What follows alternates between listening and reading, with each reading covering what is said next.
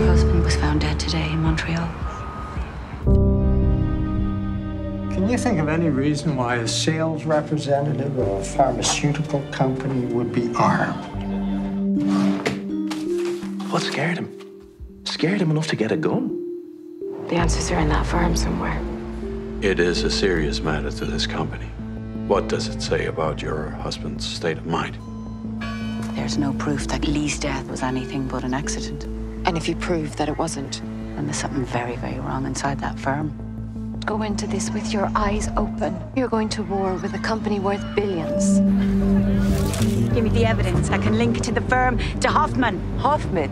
You mean the chief executive of a multi-billion-dollar company? There must be something that leads us back to him. Yeah, but you won't find it. He'll have taken care of that like he's taken care of everything else.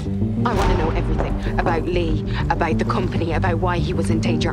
It's no longer vague threats anymore. She could destroy this firm and send a lot of people to prison.